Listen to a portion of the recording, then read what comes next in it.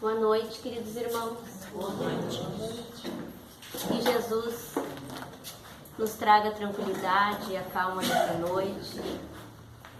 Que essa casa amiga, que nos acolhe, que nos ampare, seja sempre iluminada por essa luz da espiritualidade maior. Que nós possamos absorver esse amor, esse carinho, essa paz, e que possamos levar para os nossos lares muitas energias positivas, contagiando a todos que nos esperam.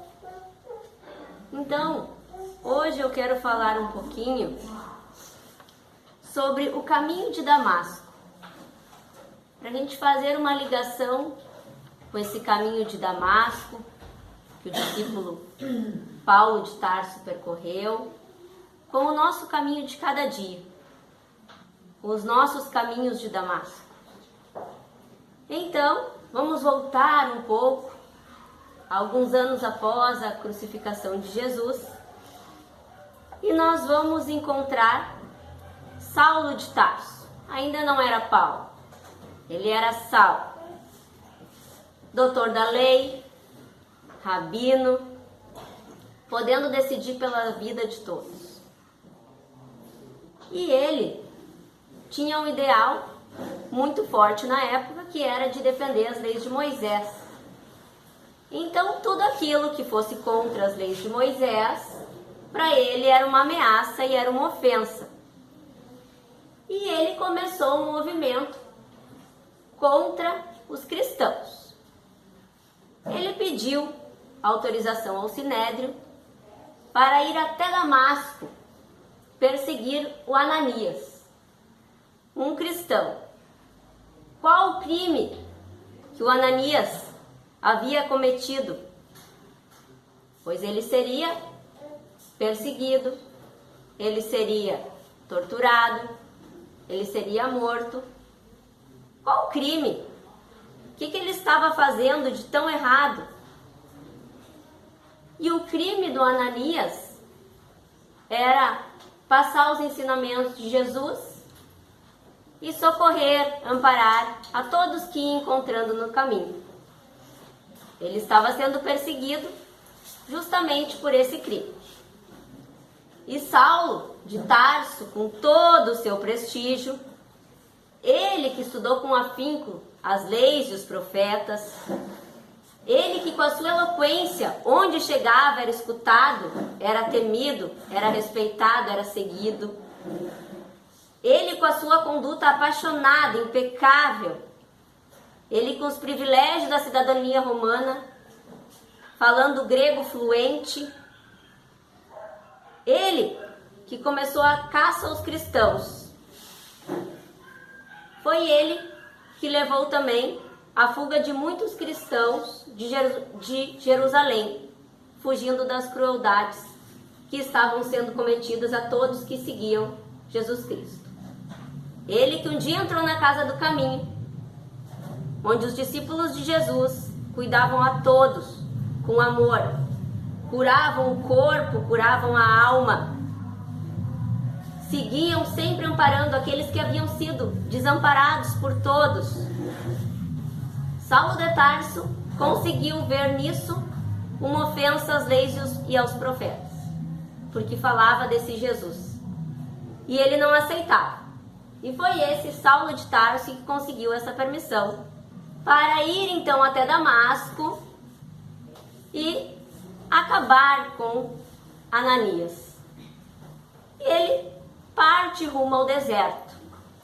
Parte rumo ao deserto com 3 soldados, o seguindo, o obedecendo. Ele sempre na frente, sempre imponente. Ele sempre praticou muitos esportes da época, ele era muito forte, muito vigoroso. E ele segue na frente, não para nem para almoçar enquanto os outros soldados param. Ele está indo porque ele está indo obstinado. Ele está indo com raiva. Ele quer combater a todos que defendem esse Jesus Cristo. Esse carpinteiro, como ele chama. E ele está indo sol a pino do deserto. Um calor insuportável. em algum trecho do caminho, ele começa a repensar e rever várias cenas da vida dele.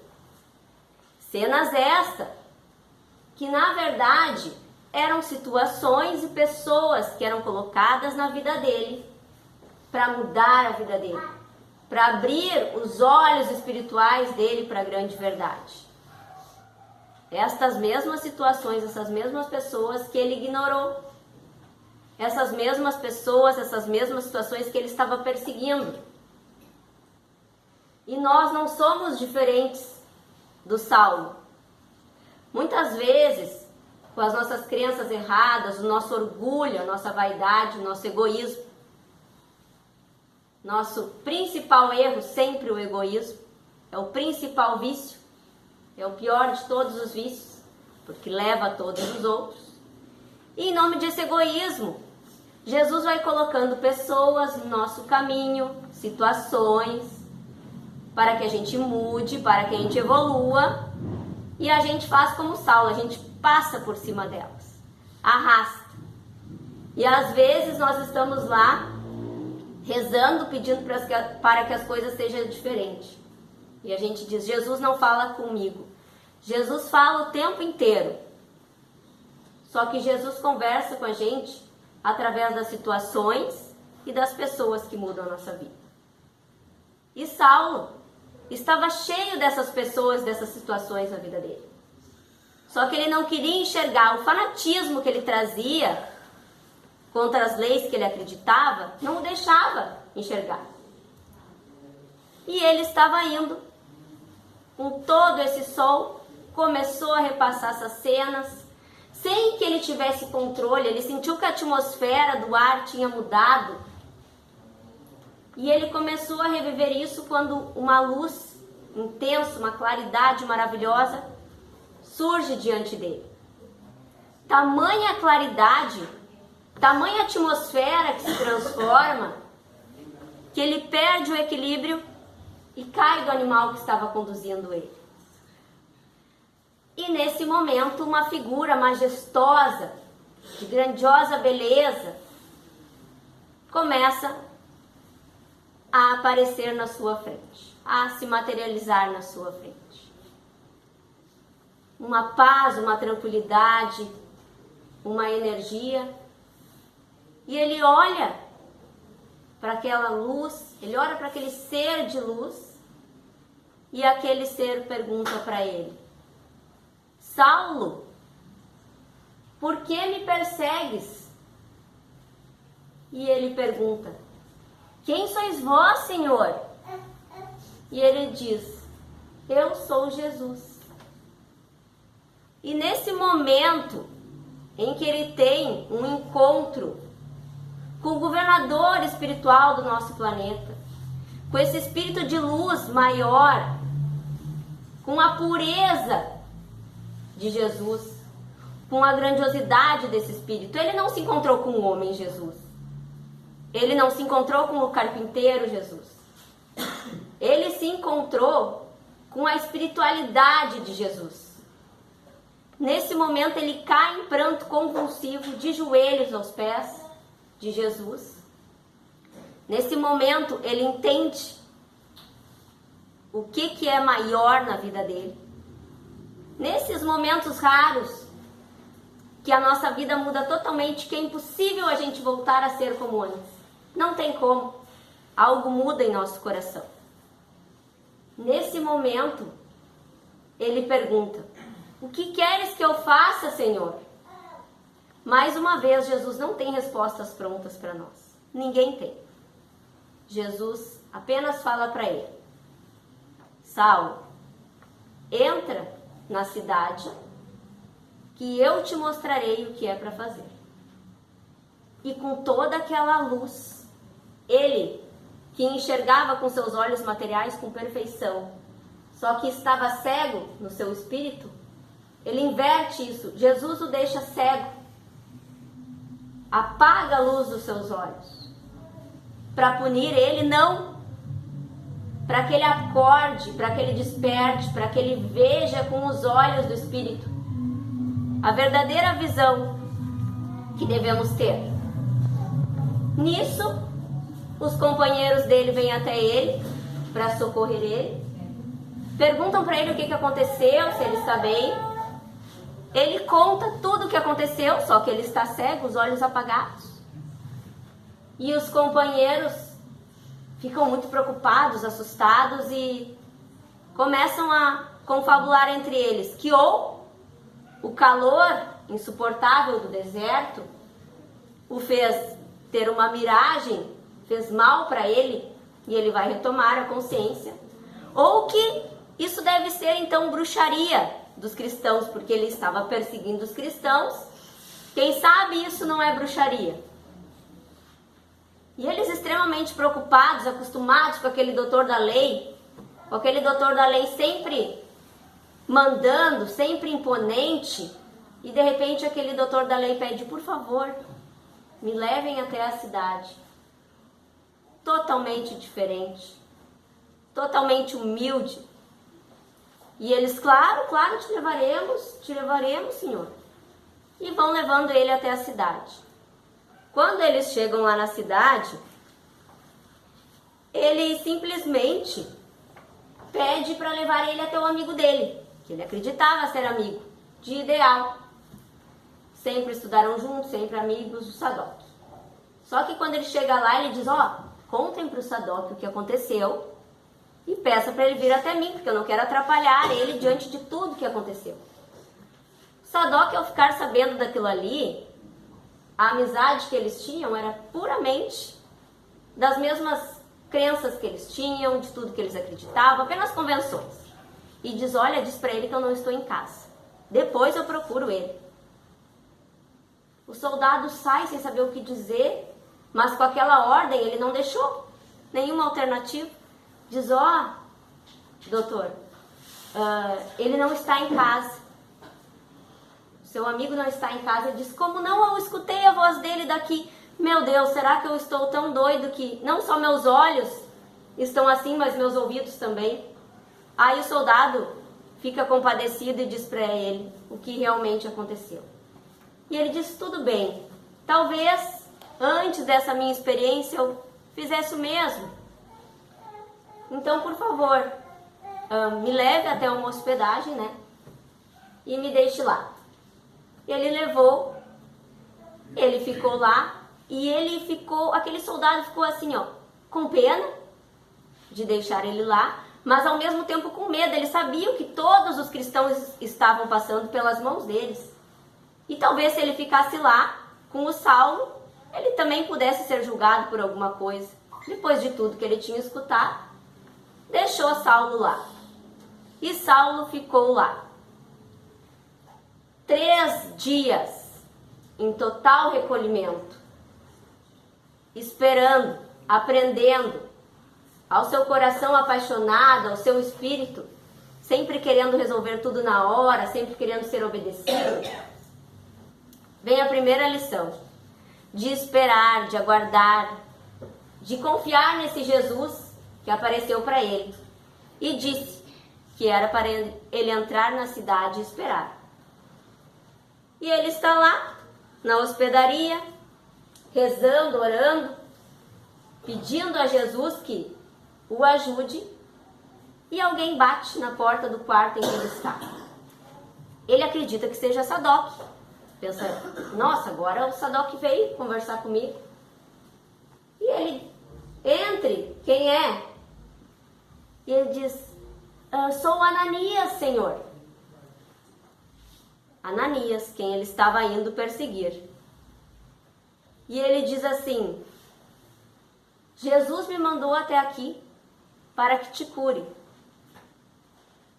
Depois do seu encontro com Jesus no deserto, ele mandou até aqui para que eu cure a sua cegueira.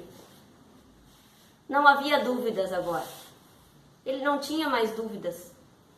Ele se ajoelha aos pés de Ananias, emocionado, em pranto convulsivo.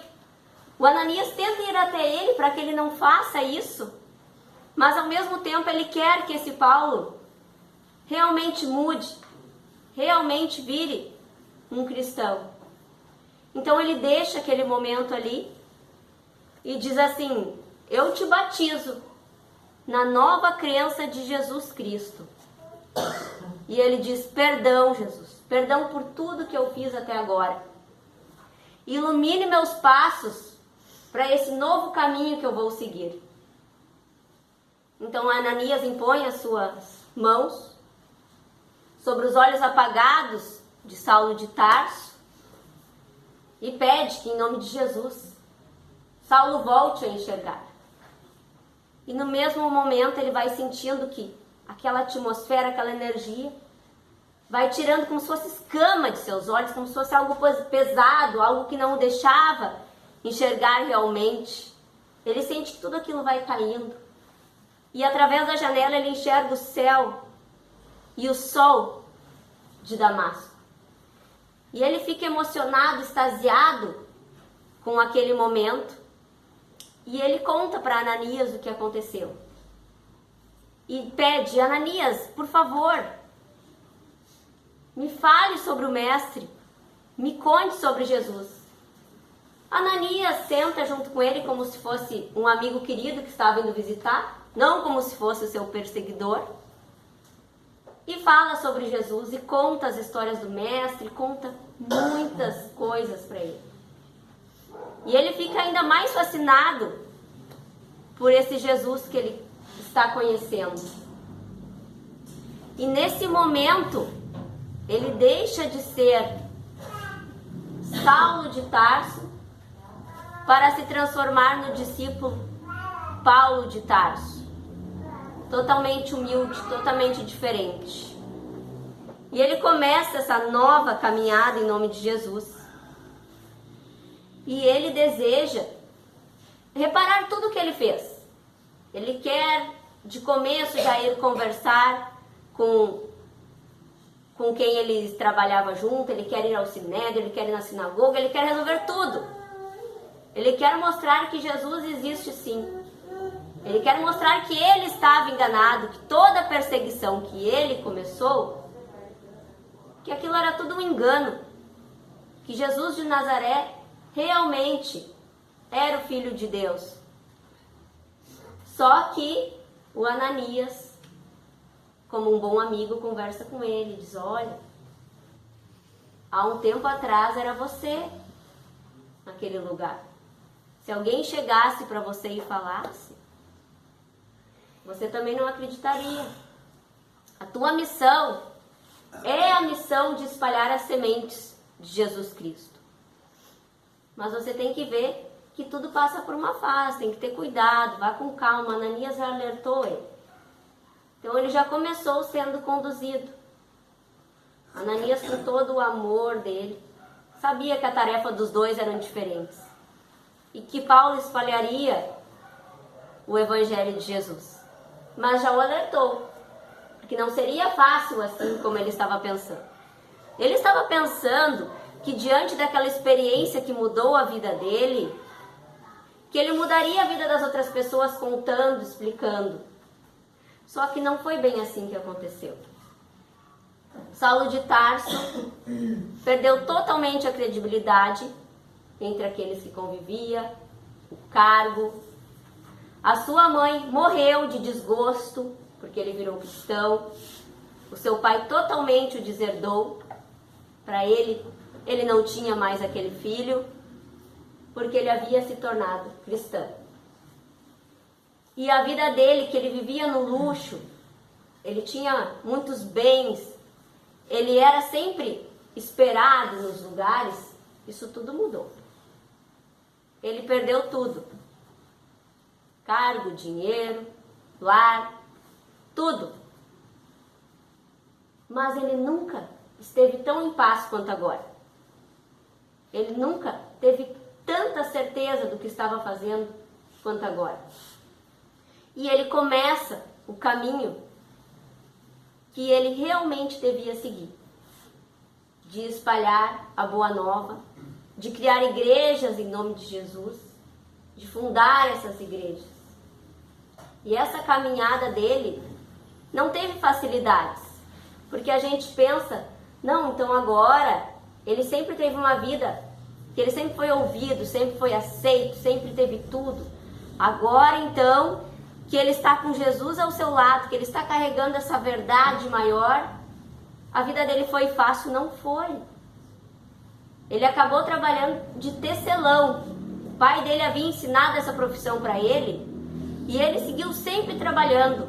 Tudo que ele construiu, tudo que ele fez, foi com o suor do trabalho dele. Tudo que ele espalhou foi sempre trabalhando, sempre lutando para isso. Sempre construindo. Não teve facilidades. E na nossa vida? Quantas vezes estamos nesse caminho de Damasco? Quantas vezes as situações, as pessoas que se apresentam à nossa vida vêm para nos transformar? Não raras vezes nós atraímos pessoas que nós falamos que são muito diferentes de nós. Por que será? Porque é justamente nesse convívio entre irmãos, entre pessoas que pensam diferente, que nós vamos mudando, que nós vamos nos aperfeiçoando, que nós vamos corrigindo nossos defeitos. Não raras vezes pessoas que são calmas convivem com pessoas que são muito agitadas.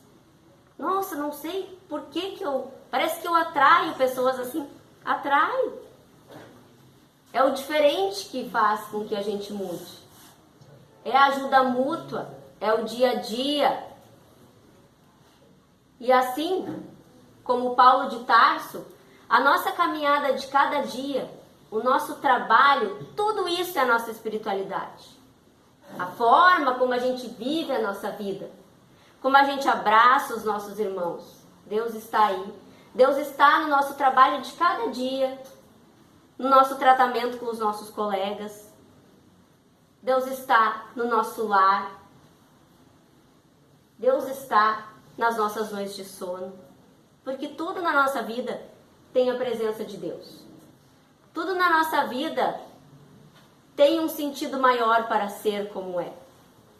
E nós muitas vezes não entendemos isso. A gente chega aqui na casa espírita, a casa já tem uma atmosfera diferente.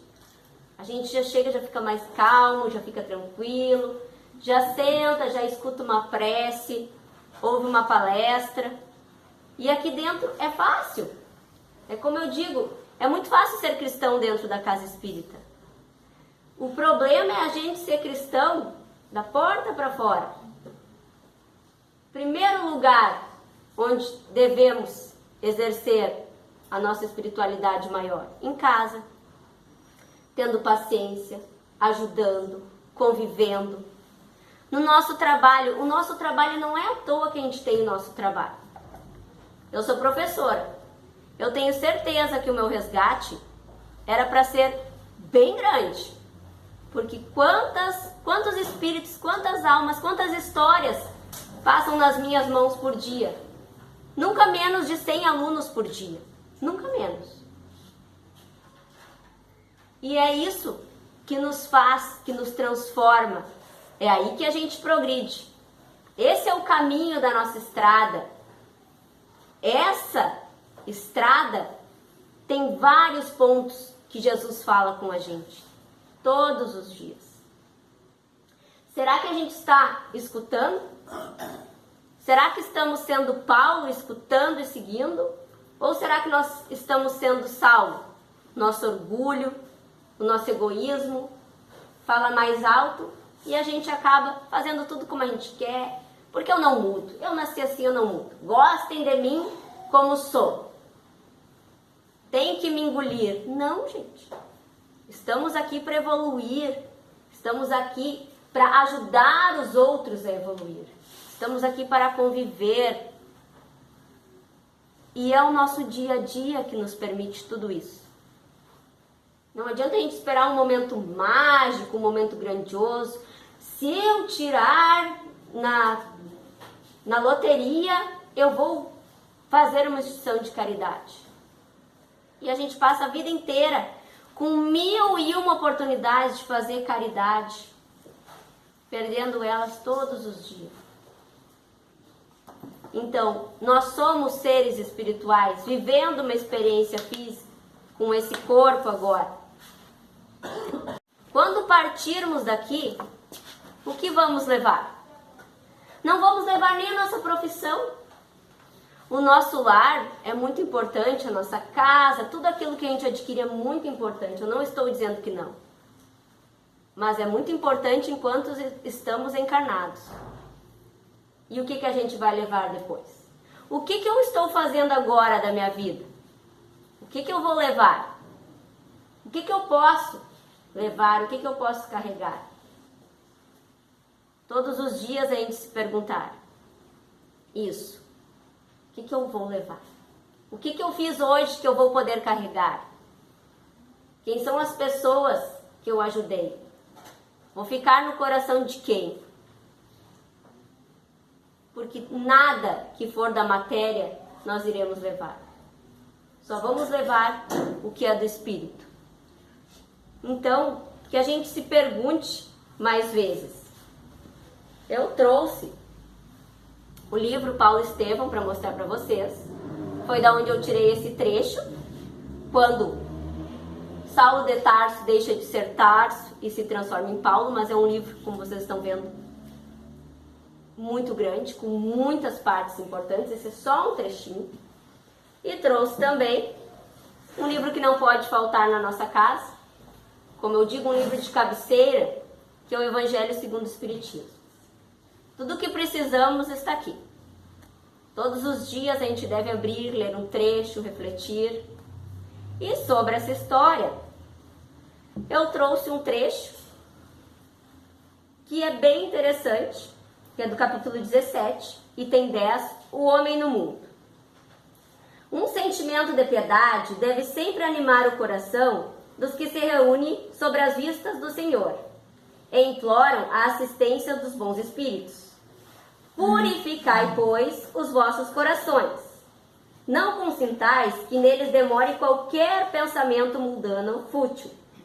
Elevai o vosso espírito àqueles por quem chamais, a fim de que, encontrando em vós as necessárias disposições, possam lançar em profusão a semente que é preciso, que germine em vossas almas e dê frutos de caridade e justiça. Não julgueis, todavia, que exortando-vos incessantemente a prece e a invocação mental, pretendamos vivais uma vida mística, que vos conserve fora das leis da sociedade, onde estáis condenados a viver. Não! Vivei com os homens da vossa época, como devem viver os homens, sacrificai necessidades, mesmo as frivolidades do dia, mas sacrificais com o sentimento de pureza que as possa santificar. Sois chamados a estar em contato com os espíritos de naturezas diferentes, de caracteres opostos. Não choqueis a nenhum daqueles com quem estiverdes. Sedes joviais, sedes ditosos, mas seja a vossa jovialidade a quem provém de uma consciência limpa. Seja a vossa aventura a do herdeiro do céu, que conta os dias que faltam para entrar na posse de sua herança. Então, o que o Evangelho nos fala? Olha só, estando sempre em prece, não é estando sempre em prece que nós vamos estar em contato com essa espiritualidade maior.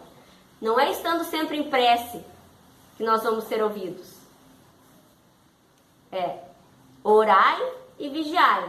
Ou seja, eu oro, eu entrego o meu dia a Jesus, eu entrego a minha vida, eu entrego a minha família, eu entrego as minhas decisões nas mãos de Jesus, mas eu faço, eu mudo, eu arrumo o que precisa ser arrumado, eu luto contra o egoísmo, eu luto contra a vaidade que ainda existe em mim e eu venço. Só assim eu terei um verdadeiro contato, uma verdadeira conexão com essa espiritualidade maior que está o tempo inteiro querendo nos ajudar. É isso que eles querem dizer. Ore, mas faça. Não tente viver uma vida mística. Viva a vida dos homens da sua época. Ou seja, nós estamos aqui, encarnados, vivendo na Terra com esses irmãos. E a gente está aqui justamente porque a gente precisa uns dos outros. Diferentes uns dos outros. E é justamente nessas diferenças que nós vamos evoluir. Não fuja disso, mas busque o seu melhor. Essa é a nossa missão de homens na Terra. Não precisamos buscar algo sobrenatural. A nossa missão é essa. Nós estamos aqui porque nós pedimos para estar aqui. Nós escolhemos estar aqui. Essas pessoas que estão conosco fazem parte da nossa programação. E nós devemos oferecer o nosso melhor para elas. Nós devemos lutar contra as nossas próprias fraquezas. Nós devemos sempre ajudar. E nós devemos deixar as críticas de lado. Sejamos curiosos, não críticos. Como assim? A primeira coisa que a gente faz quando alguém faz algo que a gente não concorda é criticar, né? Ah, mas isso aí é um absurdo, eu não faria. Não, vamos ser curiosos. Por que essa pessoa faz isso? O que ela passa? O que está por detrás que eu não estou enxergando? Como eu posso ajudar? Curiosidade positiva que possa ajudar. Críticas não constroem nada. Cada vez que criticamos, nós aumentamos aquele problema. Nós demos força, demos energia, a gente alimenta aquele problema. Então, que sejamos mais curiosos, que possamos ajudar e amparar cada dia mais e criticar cada vez menos, até a nós mesmos. Que nós saibamos também nos entender, nos perdoar, saber que somos espíritos em evolução, que nós merecemos o nosso perdão assim como todas as outras pessoas merecem. Que nós vamos evoluir, que nós tenhamos boa vontade, que os nossos passos sejam firmes e equilibrados e que Jesus nos ampare hoje e sempre e que nós possamos levar essa mesma luz que Saulo de Tarso viu lá no caminho de Damasco para a nossa vida hoje e sempre. Que assim seja.